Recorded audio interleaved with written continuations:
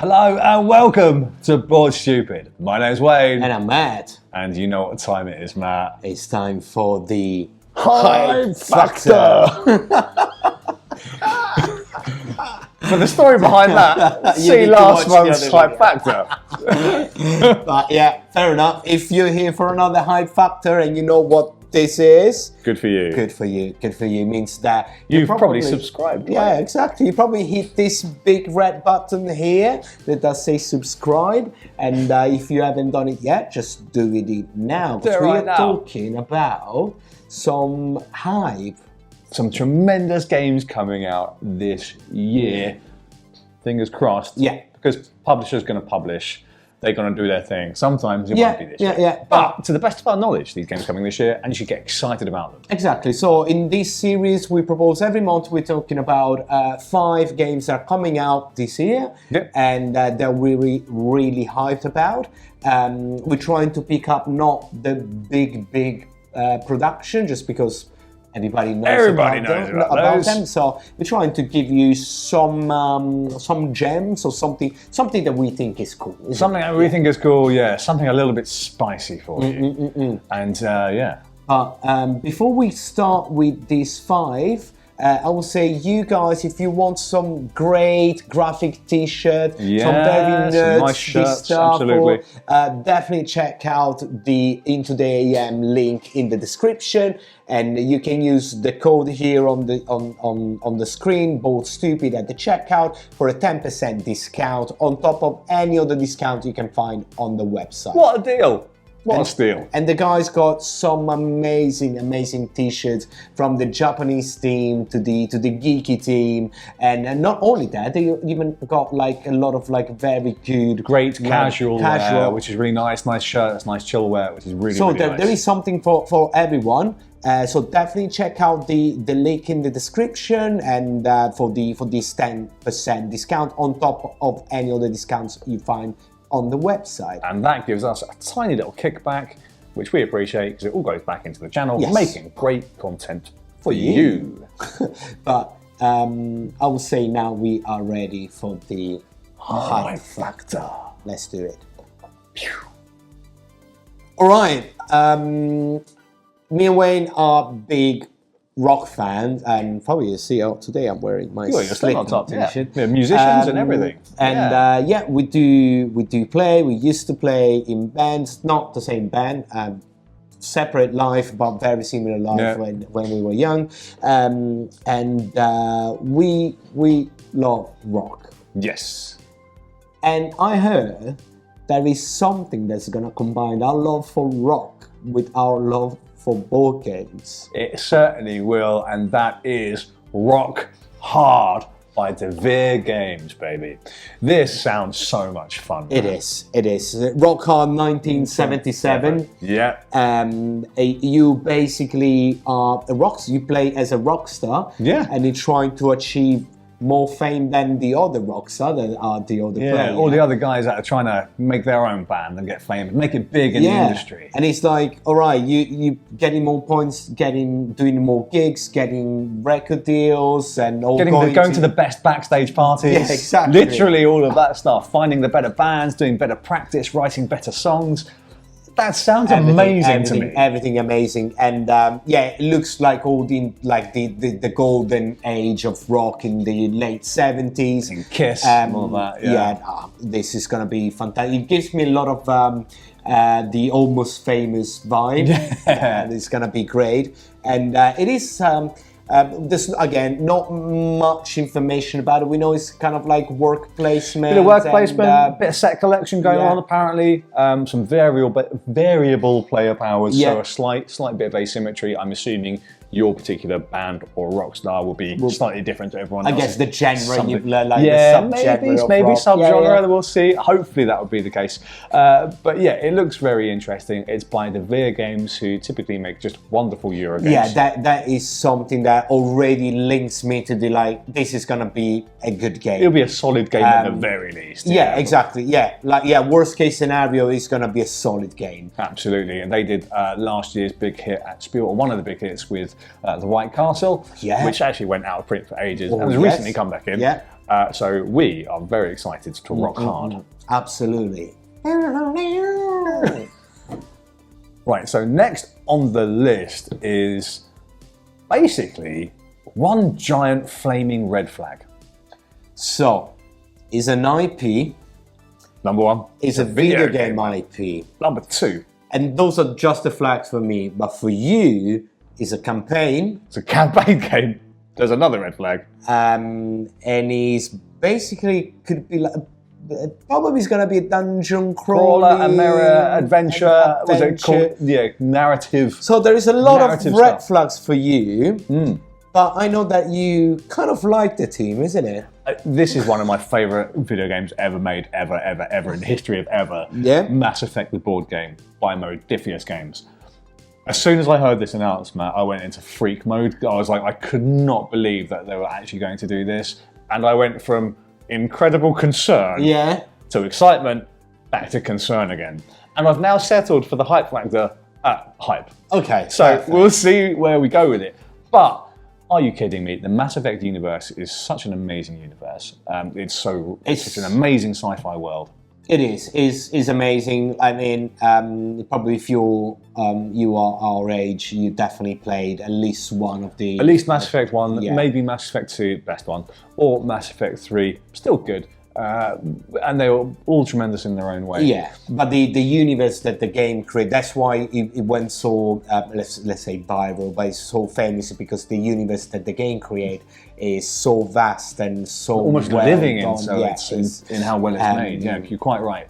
So I remember as a kid, playing it just like 4 hours. I remember in the first Mass Effect, just running around the seas, you're running around different planets, going in the Mako and just wow. Incredible game, incredible games, incredible experiences, very close to my heart. And this is Mass Effect Priority Hagalaz. Now, this is a cooperative, story-driven game based during the events of Mass Effect 3. It has essentially a branching narrative campaign, so kind of card-based. Has a card-based AI that sort of drives the whole thing behind it, and it has stories that will evolve based on your actions, which is very close to the actual games, right? Where you had branching choices. Exactly. And then the story would change either in the same game or in the sequel based on the decisions that you made. And for a Mass Effect game, I'd expect absolutely nothing less. Yeah.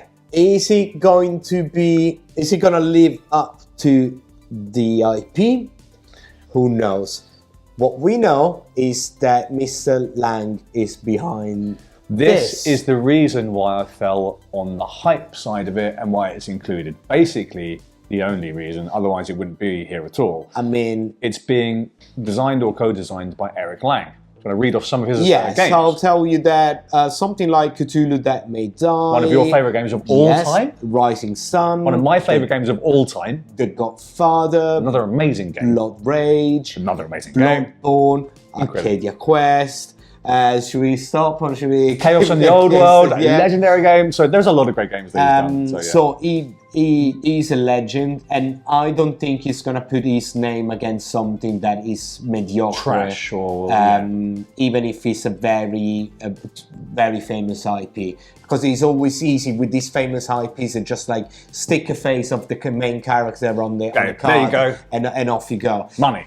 But having someone like him working on the project is the one that gives me a little bit of a red flag in terms of like IP and video games in general. Because I don't think he's going to put his name against something that is bad. Exactly. So there's reasons to be excited. Yeah, absolutely. And, and that's one of them. Eric Lang working on a Mass Effect game. We'll see what happens. Is it Captain Shepard in the game? Shepard is in the game. Commander Shepard to you. If you've been following us since the beginning, one of our first interview this year was with Benji at Osprey Game. Hello, Benji. Hey, Benji, how you doing, mate? We'll see you at UKG. Yeah? We will. At the Spiel last October. Yep. And he showed us a few things, and then he whispered in our ears about this game that we're gonna talk about you now. That is Undaunted 200 Callisto. What a title! Yes, and I mean, if you know on the Undaunted series, you know that is historical World War II. World War II series of 1 versus 1 games, and absolutely tremendous games. I mean, it's phenomenal games. It's a war game that really brings you into that feeling of it, but without being. But it's a war game in a board game. Do you know what I mean? So but it uses things like deck building specifically to create the feeling of the battle, and it's absolutely amazing how it does it. Scenario based, and it's a very fortunate series. There are I can't remember how many. I think there are now at least 3. So you've got Undaunted, you've got Undaunted North Africa, you've got Undaunted the Battle of Britain, which is the one in the air, and then you now have Undaunted Stalingrad, which is the campaign one, which has got loads of critical acclaim. All of them are tremendous, by the way. Yeah. So but the main thing was all these games are based on real war scenarios. Loads of details around it, historically based, very factually based, and that is what made those games very popular as well. And tremendous games. David Thompson, great designer. Yeah. Now they're taking that concept and bringing it into a sci-fi universe that is a completely brand new IP that they guys are creating. Completely new idea. And I, for one, couldn't be more excited. And I'll tell you why, Matt. Because the system that Undaunted is based on is so remarkably solid. You could put that pretty much anywhere. Yes. So I think the guys did a very smart thing. Yes, I agree. They went out with the first Undaunted, perfection it, getting a second one, getting another one, getting another one. The game's got its fan base that is really solid. The game is absolutely solid. It's rock solid, and it's fun to play. It's never boring. It's not too tedious. It's just like the perfect balance. And now they're creating their own world and bringing that game system. Brilliant. Yeah, absolutely. I think this is a great move from Osprey Games, and I'm super excited for it. It's also going to have a 2 versus 2 mode, which is also more exciting as well. Yeah. So I'm interested to see how they're going to implement that in what is normally, like I say, 1 versus 1 war game. Yeah. So I'm excited to see. But the game system is still going to be the same. Yeah, still very much like the card drafting, the deck building, the scenario maps that you have in the box, and all that sort of stuff. So all of that would be great. Oh, you're going to have mechs. So that's the... Dude, mechs make everything about 20% more badass. So that's why we're hyped about Undaunted Callisto. So we can't wait to see this. Yeah. So we just talked about a legend in board games that is Mr. Lang. The next game we're going to show you is from another legend. An even bigger legend, arguably. Yeah. I mean, depending on your flavour, but... And it's Mr. Knizia. Yeah, Rainer Knizia, the eternal name in board game design, who has done so many incredible games. I mean, his CV includes basically some of my favourite games that have ever been made. I mean, this guy's got more games than years. Like, literally, and we're talking about, Modern Art, or Medici, or Tigris and Euphrates, Ra. It's just like... Quest for El Dorado. Both of those in my top 10 of ever. Yeah. So this guy is a machine. He's a machine. He's a machine. Every time that comes out with a new game, a new publisher, he's always up on the list of a very good game. Zuvadis is one of the latest one that looks absolutely tremendous. But tell us what he's doing for us. So he is teaming up with Mighty Boards. We're a big fan of Mighty Boards and Cards. Yes. Great publisher. We like a lot of their games. To make a new tile-laying Euro game called Rebirth. So I heard the words tile-laying, I heard the words Mighty Boards, and I heard the words Rainer Knizia, and then I said, where do I give you my money? It's the card. Here's the card, just charge it and send it to me when it's ready. So As far as I know, and I've got my notes here because it's relatively vague right now. It's just going to revitalise the tile laying genre. Apparently, now those are strong words. That is a very strong bar from Mystic Peninsula. Yeah, I can take it. Yeah. I can believe that. I can believe it. Yeah, absolutely. So it's basically a Euro game saying smooth gameplay. He's known for quite smooth gameplay anyway. And each turn you draw a tile from your supply and just place it on the board. The tiles represent your clan's contribution to rebuilding the land. And that is pretty much it. The game is going to be heavily focused on the tile laying. Rhinokinesia is pretty much renowned for making mechanics that you think you know, but making them done in a different way, a very interesting way, or making a little spin on it where you go, oh, that's quite fun. Quest for Eldorado made it a racing game out of deck building. Yeah. For example, or Ra, actually just turning bidding into the game of bidding. And making that one mechanism incredibly deep and interesting. So what I'm anticipating is he's going to do the same with tile laying and making tile laying the core focus and making every decision with your tile around that. Yeah, making it that how you play it and what you do with it is going to be impactful. Yeah, I can see it happening. I'm waiting to see. I'm really waiting to see where his mind took him and just like what mechanic he came out with, because I'm sure it's going to be something. This guy does revolutionary games. He does, yeah. And this could be like a very, very big one. Could be. We don't know. But maybe not. Who knows? So maybe it's going to be his first flop. Who knows? But what I am excited about is the art design looks tremendous. Yeah, it looks great. Absolutely stunning. And like we say, we like mighty boards, we like Rhinokinesia, we like tile laying. Yeah. So what's it's not got like a little bit of Studio Ghibli vibe. The vibe looks cool actually for the art. So keep an eye on that one, and we're going to report back as soon as we get our hands on it. Oh, absolutely. So Matt, let's end the hype factor. And what gets people more hyped than a bloody fight? Well, Colosseum, I guess. The Colosseum. That really hypes me because I'm from Rome. So exactly, we left it to the Romans. Where I grew up, Rome. Inside the Colosseum, fighting lions. That's how he survived, and then he was allowed to leave Italy because he defeated the lions in the Colosseum.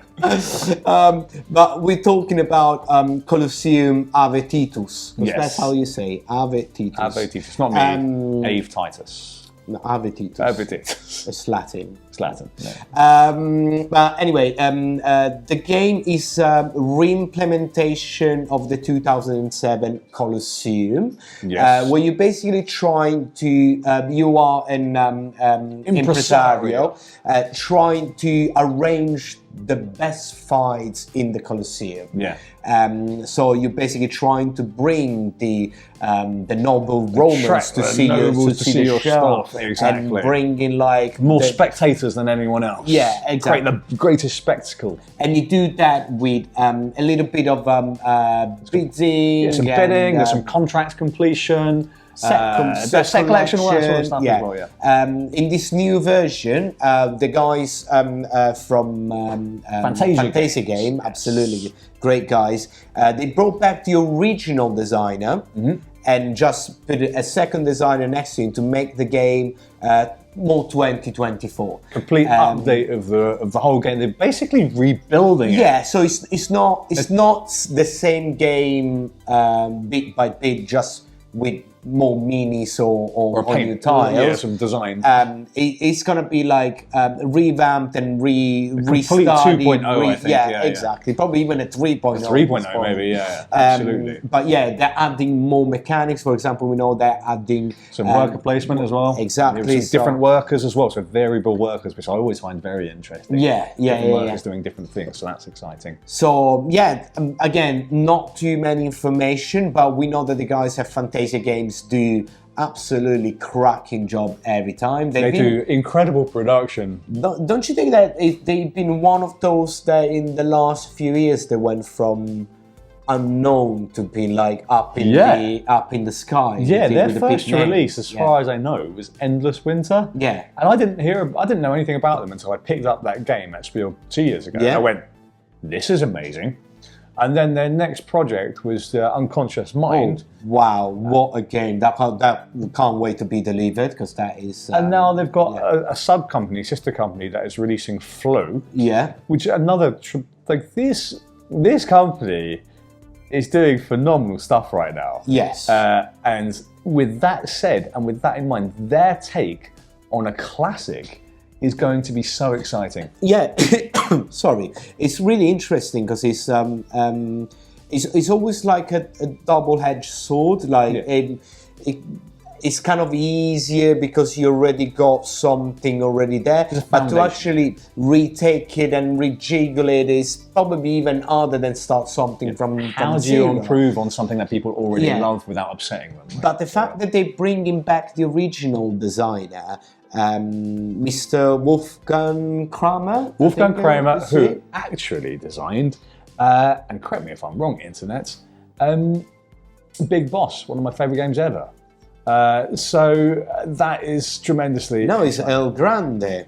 And El Grande. So, it is a name. It is a name. So yes. The fact that they're bringing him back and not just so giving him credit as well to be part of the game that he created. I find that is absolutely right and great. Absolutely, and I'm sure you will correct me if I'm wrong, but I like this trend, Matt. We talked about it in another video, which you may or may not have seen yet. Depending on what order these come out, already, it's going to be linked somewhere up up here. I'll link it. Is that we love this trend of taking older games and then bringing them up to date, like they did with Big Boss, for example, where they brought the old designer on board and completely updated the rules for a new market. Absolutely, and it is absolutely amazing. One of my favorite games ever. And I'm so excited about this. And one more reason to be excited about Colosseum, other than obviously being based in Rome, is the fact that they've brought Ian O'Toole in to do the artwork. And I love Ian O'Toole. He is a genius at making readable games. Yes. So when you can actually view the board state and everything is clear and everything is beautiful. So he's done some tremendous stuff. Escape Plan, some of the greatest art, I think, in a lot of the Vital Lacerda productions from Eagle Griffin games have Ian O'Toole's design.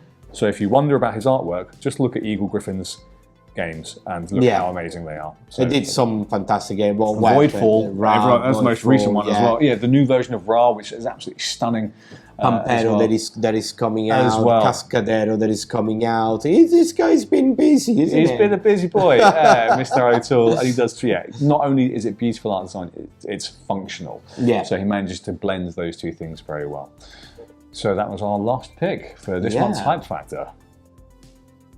So, those were our picks for April's Hype Factor! And then, why do I do it? I don't know why we do it, but we're doing it now. I just love it. It's now a thing.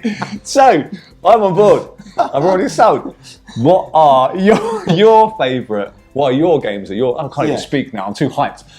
5 games that you are excited about. Let us know in the comments below. Do you agree with these picks? Do any of the games that we've talked about today, press your buttons? Yeah, and if you got someone that we already haven't covered during the previous Hype Factor episode, just let us know, because we might have missed it. We might have missed it, or we might cover it next month. Yeah, it might be on the next list. So definitely let us know in the comment below.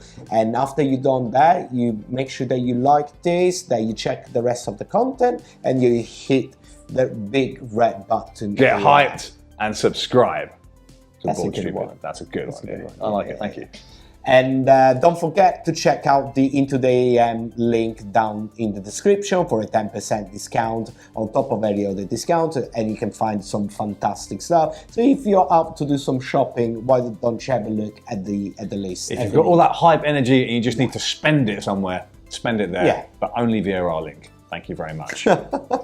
Well, saying that, I think we are done with this Hype Factor. Thanks for watching. We'll catch you again real soon. Ciao.